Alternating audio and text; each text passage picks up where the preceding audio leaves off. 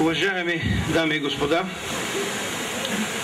за археолозите 135 години са само миг от човешката история. Но за нас, събрани тук на това свято място, те са повод за славен спомен и тъжен помен. Защо трябва да спомняме дати като 12 или 25 май? И днес се намират лекомислени ентусиасти, които ни убеждават, че трябва да гледаме само напред, че трябва да загърбим, да изхвърлим тежкия исторически товар, тежкото, трудното, робството, предателствата. Ами тогава как ще знаем кои сме? Как ще знаем откъде сме тръгнали, къде сме и по кой път да поемем напред заедно? Защо трябва да помним 12-25 май? Вече 135 години се пише за най-голямото българско надигане срещу Османската империя. Томове изследвания, спомени, филми, разкази.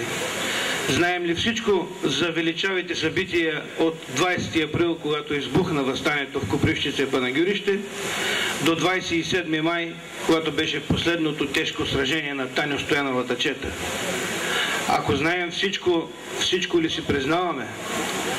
Защо все още свенливо и с половиността споменаваме за това, че не всички окръзи спазиха Гюргевското решение за повсеместно масово общобългарско въстание? Че някои стари градски революционни комитети с много опит не събраха кураж и дързост да въстанат, а някои, които бяха второстепенни по план, станаха първи и учудиха света с героизма си? Защо все още търсим любопитни подробности в биографията на Гаврил Хлътев до пролетта на 76-та? И сякаш забравяме, че на харизматичната енергия на Георги Бенковски и водаческите му умения се дължи чудото в четвърти окръг.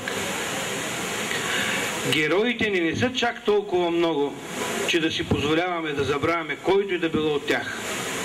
Загиналите за българската свобода са много по-малко от оцелелите, които получиха шанс да живеят в свободна България, не винаги заслужили го и не винаги подготвени за тежката отговорност свобода.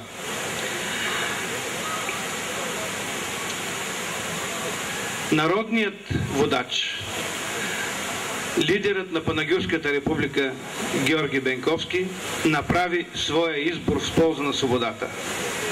Той поведе народа си в една отчаяна, в една обречена на военен неуспех битка, която завърши с политическа победа. И той беше щастлив да я види и да я констатира, казвайки от връх Лесец: моята цел е постигната вече.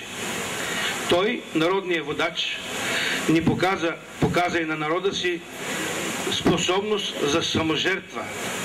Нещо, което българите не бяха виждали след Левски. Затова ние днес трябва да помним, трябва да не забравяме, че свободата ни, която е дар, има скъпа цена, част от която е саможертвата на този ден преди 135 години на Георги Бенковски. Вечна слава и вечна памет. Бог да го прости.